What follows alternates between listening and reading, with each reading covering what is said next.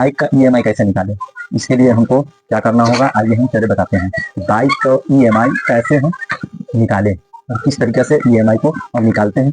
चलिए, तो किसी भी बाइक जो है, क्या है, बाइक बाइक उसका जो बाइक का मूल्य हो गया, अगर बाइक का मूल्य अगर हम देखें तो किसी बाइक का मूल्य हो गया 96,000 रुपया। कितना हो गया, है ना। किसी एक बाइक लिए, चाहे हीरो का हो या हीरो का है, स्प्लेंडर हो या जो हो, बहुत सारा कंपनियां बनाती है। उसमें देखिएगा क्या होता है, जब बाइक लेने हम जानते हैं, बाइक लेने जब जाते हैं तो क्या होता है कि बाइक का जो मूल्य है, मान लेते हैं, सपोज मान लेते हैं कि बाइक का मूल्य कितना हो गया, 96,000 रुपया। 96,000 रुपया बाइक का मूल्य है। और उसके बाद उसका जो समय है, कुल समय, जो कुल समय है वो कितने वर्ष के लिए ईएमआई करता है, तो 2 वर्ष के लिए। कितने वर्ष के लिए, 2 वर्ष के लिए।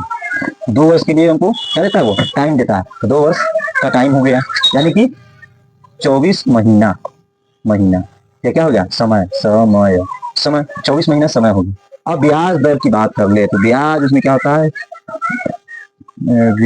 ब्याज चलते हैं, ब्याज दर हो जाता है आपको 12% देता है। कितना परसेंट देता है, 12% वो लेता है। तो चलिए अब हम डाउन पेमेंट की बात कर लेते हैं। DWN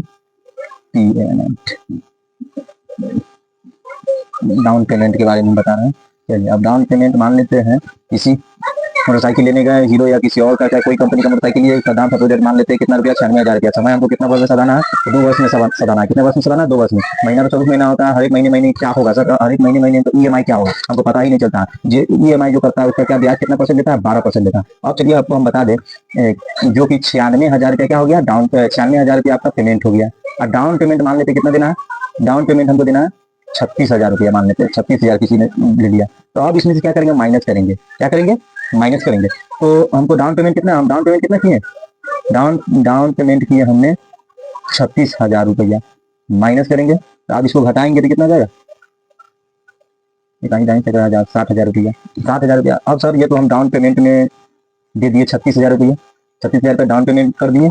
और उसके बाद क्या सर, 60,000 रुपया। अब इसको कैसे पे करना, तो जो है 60,000 के कैसे पे करना, तो चलिए पहले हम इसको क्या कर लेते हैं, पहले हम इसका जो है ब्याज निकाल लेते हैं। तो ब्याज बराबर जो इसका सूत्र होता है, मूलधन गुने दर गुने समय बट्टा में 100।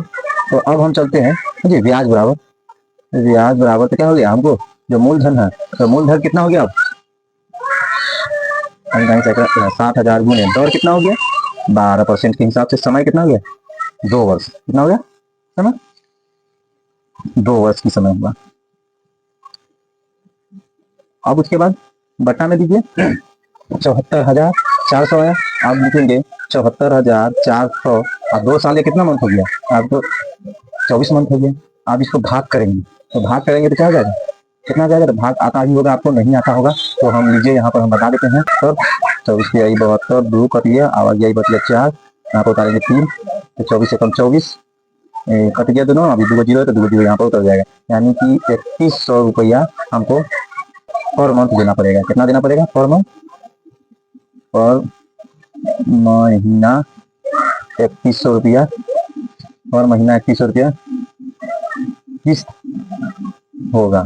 अगर फिर से एक मतलब समझ लीजिए, जैसे कि बाइक का किसी बाइक का मूल्य हो गया 96,000 रुपया, कुल समय उसका 2 वर्ष में ही सलाना है। ब्याज 12% हो गया। डाउन पेमेंट हमने कितना डाला, डाउन पेमेंट हमने 30 डाला, कोई 30 डालेगा, कोई 25 डालेगा, वो हिसाब से अपना हो जाएगा। जितना इसमें डालेगा, अगर मान लेते 40 डाल दिया तो 40 इसमें माइनस हो जाएगा। उसके बाद उसके 12% निकाल लेंगे, और 12% निकालने के बाद क्या करेंगे, जो ब्याज है वो ब्याज जो डाउन पेमेंट के बाद मैंने डाला वो दोनों को मिलाकर आज किससे 24 मंथ से जो आएगा वही आपका किस्त बन जाएगा हर महीने का, यही हो जाएगा।